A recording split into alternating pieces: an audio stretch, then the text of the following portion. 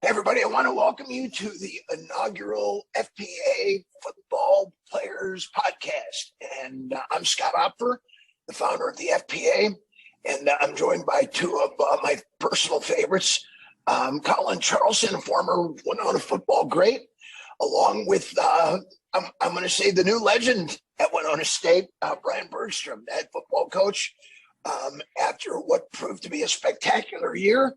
And we're going to try to talk all things football here at Winona State on a monthly basis. So every month we're going to have special guests and friends and family on to talk about all things Warrior football. But what better way to start it off than with the head coach after a great first season? And Coach Bergstrom, welcome to the podcast, and tell us what you're feeling after year one. It had to be exciting.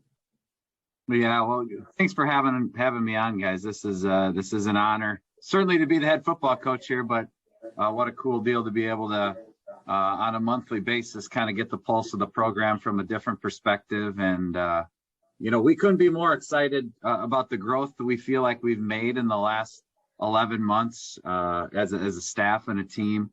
We're fortunate to step into a family we really didn't know until January. That had a ton of tradition, 25 years and only 2 losing seasons in that time, winning over 70% of the games in the last 25 years we knew we were coming into a solid tradition, and it was our job to help make it grow. And I can honestly say that our players, bought in early, gave everything that they had. And we made a ton of growth, and to be able to win the South and be 5-0 at home and make the playoffs, those are great stepping stones to what we really can be. And so we're excited, but by no means are we satisfied. That's just the new bar. We need to win playoff games now, not just make the playoffs. 2003 is the last time we won a playoff game, and we got to be able to do that in 2023. Hey, Coach, thanks for joining us. And I guess I just wanted to maybe take a step back, and we'll revisit some of this playoff run that we had and the amazing season that was. But let's take a step back and let's talk about you, and let's talk about what brought you to Winona State. Tell us about your path personally and professionally, how you ended up at Winona State as the head football coach.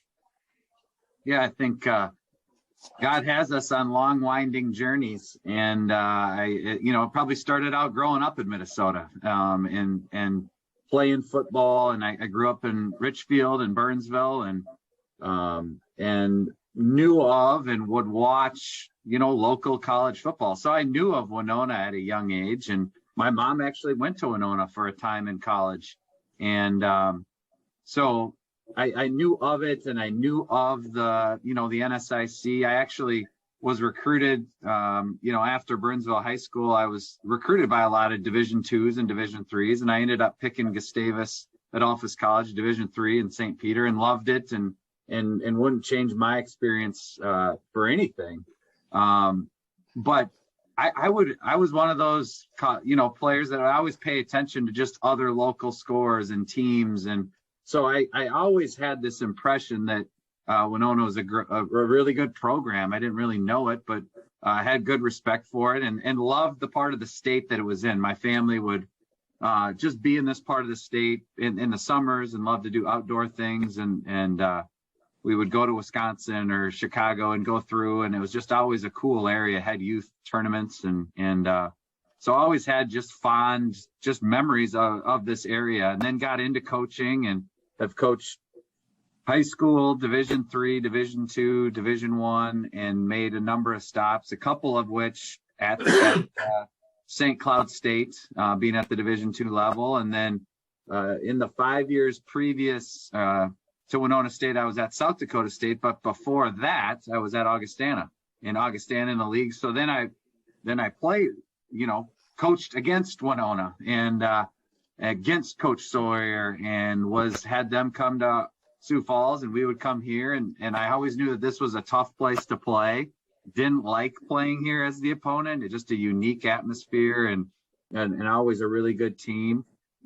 So that's kind of the path all the way up until up until being the head coach at Winona State, was about 7 different schools. My wife and I have been married almost 20 years now, and we have 3 kids. So this is certainly a family mission for us. It's not just me with them tagging along. It's all of us involved. And probably I spent most of my career so far until this year as a defensive coordinator. And I would say in the back of my mind, I knew that I always wanted to be a head coach, but probably the last 5-6 years, it had really been cemented that I could see myself being a head coach, but it was going to take something really special because we loved it in Brookings and we loved it at South Dakota State, and a good team and good people. And when the Winona State job came open, and we knew, because Coach Sawyer had announced it, really every football coach in America knew that was a special job, from location to support to recruiting, location and tradition. And then, going through the process and meeting people here, it just became further and further solidified in my mind that if this was an opportunity, this was the place that we, Kate and I needed to take the first step and be a head coach's family. And it ended up working out, and we haven't looked back ever since, and feel really blessed to be here. It's a great place with great people, and we're excited about our future. So when you took that first step, that was a gigantic step, and you came from what grew to be an incredibly successful football program. You're on the cusp of a national championship at the Division I level. That's a big step, but then to compound it, you're following a legend who had been at the helm for 25 years. What was that like in overcoming that? And then if you look at where you were then and where you are now, how would you describe that?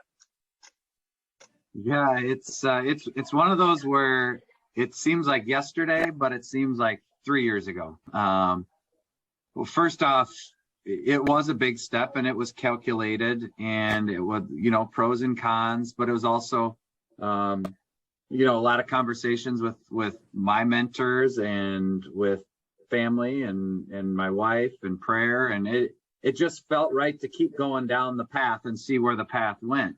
And it was, like I said, solidified here. So sometimes you need to say goodbye to something really, really good, or that chapter, to be able to go do something really, really great. And that's the faith that we're living on right now. And then you compound it by, it's a special opportunity. One, because it's such a good program. This isn't a rebuild, it's a refine, it's an elevation of standards, and to follow somebody as legendary and as humble and genuine as Coach Sawyer, I couldn't have probably drawn up a better scenario. And to have him still around and still involved in a sounding board and a resource, it's incredibly helpful that way. But it's also a little daunting too, to be honest and vulnerable, because of who you're following. But I've just reminded myself all the time that I was hired to be me, and Coach Sawyer was hired to be Coach Sawyer, and he did great things. And we're going to keep doing some of those great things, and we're going to change some things, just like Coach Sawyer would have done if he was hired to replace somebody. And it's working out. And again, we're not satisfied, but excited about the growth so far. So in that same line, Brian, so if I can talk about what your why is, why do you coach? Wins and losses matter. Don't get me wrong, right? But I remember shortly after my playing career was over, I realized there was more to life than just wins or losses. And it was the impact that you could have on kids as a coach. And I've been fortunate enough to be able to coach in my community really since the day I graduated. But what's your why? Like, why Winona State? Why do you want to be a head coach? And what's really important to you about that title on your door? Well, I think head coach is a special calling. I think all coaching and is a special calling, because you have the platform to impact. And it's our goal here to win. Our goal is to win every game, win every workout, win the conference, win playoff games, and on and on and on. But our purpose is deeper than that. The purpose is to impact lives. And when you have a powerful platform, that impact can be very positive or it can be very negative. the impact is going to be felt. And there's coaches in really all professions. There's people in all professions with platforms that use their platform not to their potential, and there's a negative impact on the people around them.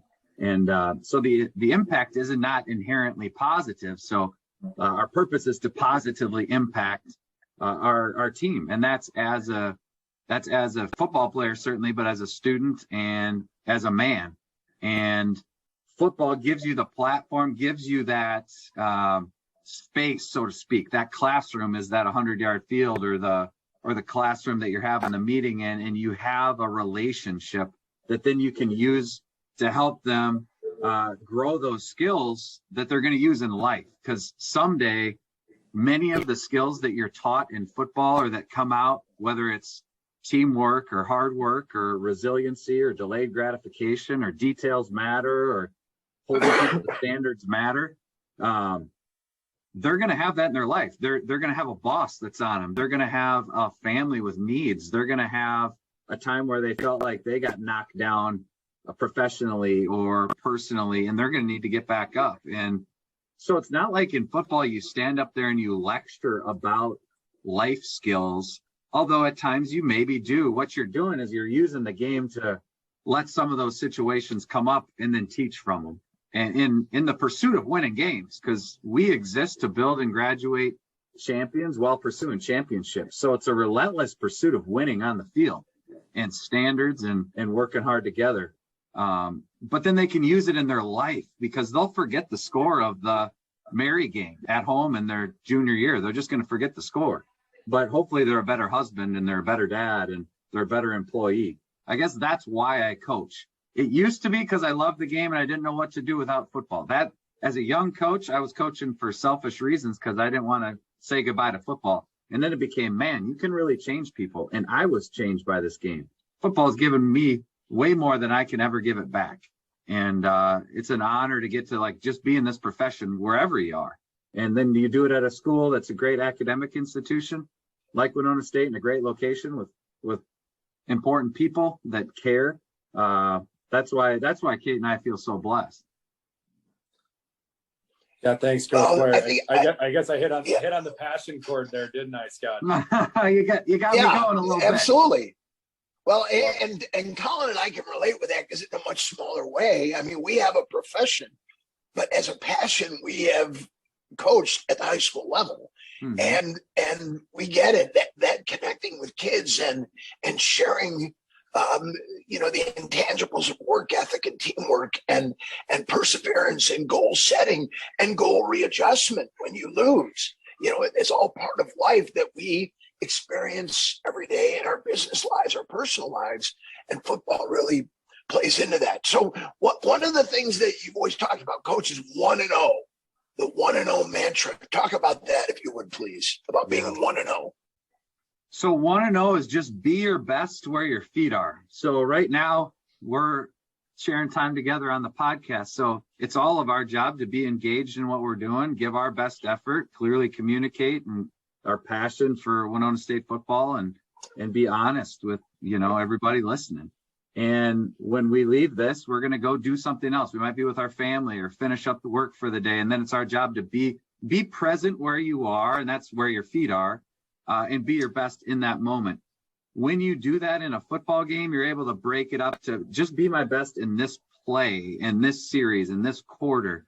I think it breaks the game. It breaks a workout. It breaks a class. It breaks your life down into digestible, manageable pieces where you can control what you can control. And then when you add those up, usually positive results happen. So if I were to look at coming here at Winona State and I sit down at my desk the very first day and I say, okay, here we go. We got to make the playoffs and I'm replacing Coach Sawyer. That's a very daunting task to think of the work that needs to be done in 11 months. But if I said, okay, I got to be the best I can in my day one of work here and meet as many people as I can and learn how Winona State works. And I can do that. I can do one day. And I think everybody, if they're honest with themselves, the bigger the vision, and you look at, not that you don't have big goals, you have big goals, and we have sight set far beyond 1-0. But how are we going to get there? We would argue that a lot of 1-0s added up to getting to the playoffs the first year, being 5-0 at home. It wasn't because we talked about being 5-0. We didn't talk about the playoffs until we made the playoffs. We literally didn't, because the focus wasn't there. That's a byproduct. So 1-0 just means narrow the focus, have big goals, but narrow your focus. So, Coach, tell us about the year, the season you had. Obviously, some incredible wins. I think a lot of people thought, hey, this is maybe a 500-ish team going into the year. I think the coaches in the Northern Sun picked us to finish in the middle of the pack.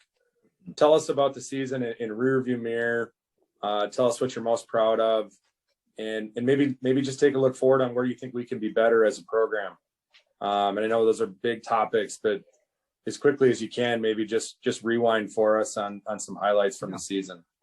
Well, I think when you're living in it every day, it's hard to see the growth. Just like you see your own kids grow up. Sometimes when you see them every day, you don't notice, man, my daughter's way taller, than she was a month ago. I think it's the same. It's immense, the growth that we have made from the Minot game. But when you look game to game, I would argue that we did. Even if we didn't win, we got better each week.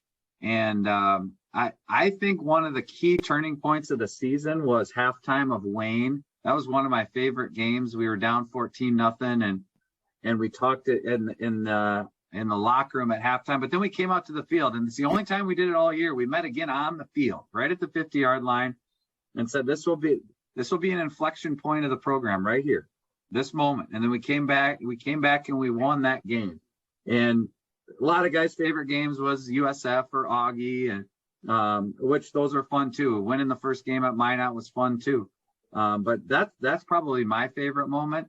And I think we grew in the sense of we bought into what higher standards can bring us and keeping people accountable. We grew in our belief of details, and we know each other and love each other better as a football team than we did in January. And those helped us win. And areas that we gotta continue to grow in. I think we're built on grit, growth, and team, but we got to become a grittier, tougher team where we can handle bad things that happen to us. And we got to become a deeper football team. We got to have more, bullets in the chamber, so to speak, in terms of more weapons, because injuries are going to happen, right? They happen all the time. And we certainly need to grow there. And I think the last area that comes to mind is we would get very high at times when they were going well and very low. And we need to steady ourselves. Not that you don't play with emotion and passion. It just needs to be more up and down in here rather than way up, way down, way up, way down. Nobody plays their best that way. So special year, but things within our control we can get better at. So Coach Colin was talking about the rearview mirror. Now let's look ahead. One of the things that we have heard, and you're a humble guy, so I'm going to couch it with your humility, but from hearing around the league is that you are a relentless recruiter. And we talked to your colleagues at Division I schools, at Division II schools, your former players, and across the board, they said that you're the hardest working recruiter that they've ever met. And many of the guys at the Division I level said, get him out of our league because we don't want to compete against him anymore. So that's a compliment to you. But tell us a little bit about what your plan is going forward, because this will be your first full recruiting season. Last year, you didn't have any time. Now you've got some time. What's your thoughts going forward? Well, recruiting is so important, guys. I mean, recruiting is our lifeline in college football, and you can draw up any scheme you want on the board, and if you don't have the guys to do it, they're the ones that make plays. They win games. It's not the coaches, and so you have to get the best. The obvious dust statement is you got to get the best talent that you can. But I think, what's the recipe for that? I think the recipe for that is you got to understand that recruiting is 365 days a year. It's not, the season's done, let's start recruiting. Well, we've been recruiting since the last signing day, of this, the 2023 class. And that takes on different roles, whether it's junior days or camp in the summer, game day visits in the fall, us going to watch, playoff games now, or state games, or going to schools, or official visits.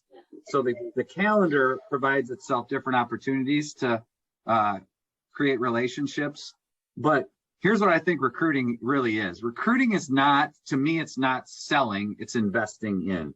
And when we recruit somebody that we feel is a good fit for us, we're trying to invest in them and challenge them to invest in themselves because it's their future.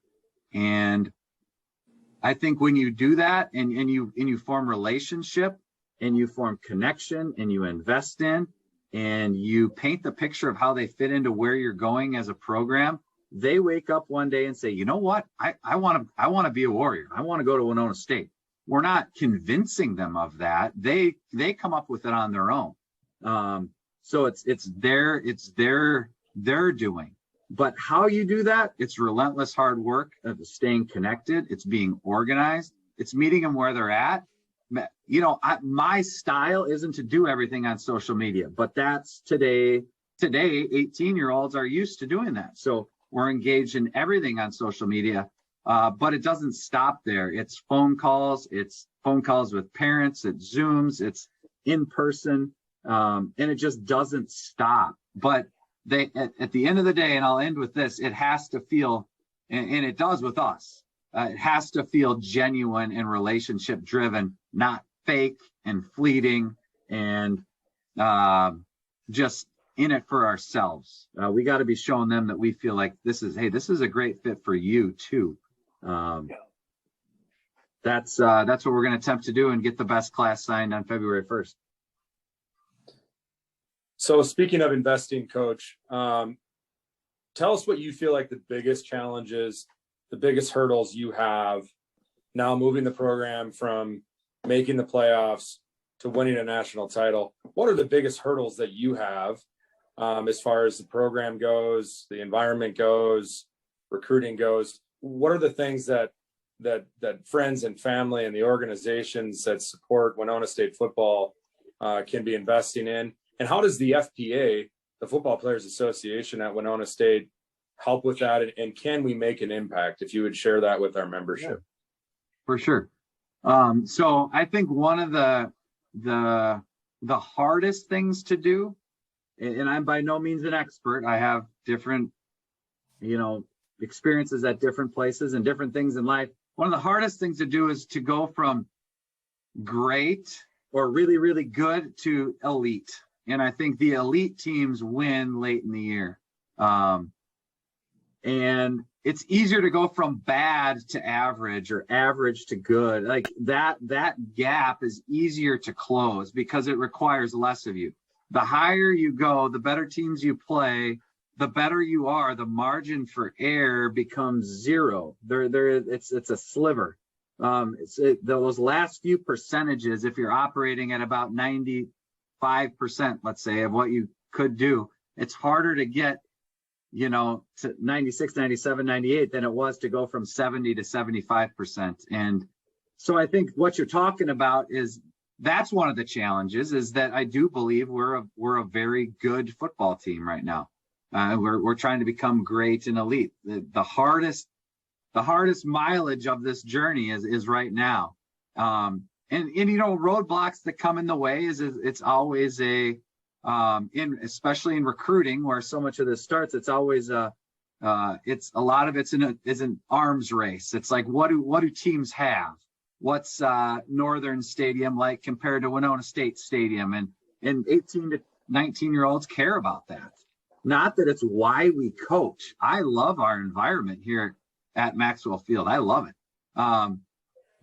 But we got to look at ways that we can upgrade what we have, but still keep that cool, intimate, unique Winona State feel. So whether it's the weight room, locker room, stadium, indoor facility, I mean, those are game changers for us in recruiting, which in turn is a game changer for us on the field. And certainly I think, to be totally honest and vulnerable, I think college enrollment across America, not just Winona State, is facing challenges, which, obviously impact budgets. So when you speak of hurdles, these are just, things that happen to a college football program, and we're certainly not immune to that. And we're going to work our butt off with whatever we have. But where the FPA comes in and is such a blessing to our football team is to help overcome some of those barriers and to be a resource to jump over that hurdle or plow through the hurdle, whether that's supportive engagement and just being there and being at games or relationship or coming and talking to the team or coming to a practice, or if it is something financial where we can this last year, just in the few months that I've been here, we've been able to fully outfit our team with travel gear, so we look first class coming off the bus in our new Adidas gear, in 3 different pairs of shirts and 2 pairs of shorts, so we can work out in a uniform way, or assisting in feeding the guys, or helping us recruit and have tools there. So I mean, we're so thankful and dependent on everybody that whether it's $1, $100, $1,000, $10,000, whatever it is, I mean, it all adds up, and we're super thankful for all of it. Well, the FBA too, I just want to mention to people, is a 501c3 not-for-profit organization, and so every penny goes to football, and it's all tax deductible too. So we encourage people to go to the website to learn more about it, and it's for everybody. It's engagement of former players, coaches, family, friends, fans, anybody. If you bleed purple, you can be a part of the association, and we welcome you. I have one last question, Coach. I know you're a team guy, but we got to call out a couple of players here. Carter Duxbury, All-American defensive end, and what a year he had. Wins the Glenn Galligan Award, which is basically the MVP trophy of the league, of the NSIC. And then you got Clay Scheffner, a middle linebacker who now is a finalist for the Harlan Hill, which is the Division II Heisman Trophy, and he's a defensive player. Couple of special kids on that team. One you're going to lose to being a senior. Just tell us a little bit about those guys, if you would. Yeah, I'll start with Carter. So Carter could have been done and gotten into the professional world, and he was actually doing that, and substitute teaching and student teaching and stuff when I got here, and was going to be done. And that was my in addition to recruiting coaches and recruiting a class, it was recruiting Duxbury back for one more year, and I would say it certainly was worth it for him and us and his family. And what an honor of the Glenn Galligan, because that is about playing an elite level of football, but it's also about academics and it's about community service. And so it's like, to me, it's not only the best football player in the league, it's like the best human being in the NSIC. And I don't think anybody's surprised that Carter got that. And it was humbling being on the coaches call, because every coach would talk about their one guy, and all the finalists seemed like amazing young men. I mean, there's a reason that they were a finalist for it, and to hear the passion their coaches would talk about them, and then all the coaches would vote, and you couldn't vote for your own guy. So I couldn't vote for Carter, but obviously everybody else, or the majority, did. So super excited for him, and wish him the best luck moving forward of continuing to play football. He's going to continue to train and see where the game of football can take him next. And then Clay, kind of the alpha dog in the middle, the leader. The very first day I stepped foot in the weight room, I knew that Clay was one of the leaders. I didn't even know who he was, but I knew he was one of the leaders. And then he happens to also be a great linebacker and a ton of tackles, and to be a defensive player as a Harlan Hill nominee, that award's so driven, kind of like the Heisman, with quarterbacks and running backs and receivers with stats and stuff, and quite an honor. And we're excited he's coming back. He was a captain this year, and he's got another year. So really, really pumped for those guys. You think that mohawk of his had anything to do with it, Coach? Don't shave it. That's the hidden power. Yeah. Right. The unicorn. Great stuff. Well, hey, Coach, Right. I really appreciate you joining us for our first annual podcast. We're going to try and do that monthly on a monthly basis. So I'm excited for the future. I couldn't be happier with the guy that we landed and our new head football coach, Brian Bergstrom. And I'm so proud of you and your staff and the kids for an amazing year. And trust me, Warrior Nation knows this is just the tip of the iceberg. And there's a lot of work left to do. And we'll be pulling for you guys here in the off season during recruiting. For those of you watching, look down in the comments below. There'll be a link to our website. We'd love for you guys to jump on board with the FPA and send us a note. We would love for you to be a part of this great organization. And we'd love to see you on campus, either at a spring game or at a home game this fall. Thanks for joining us. Have a great day. See you guys.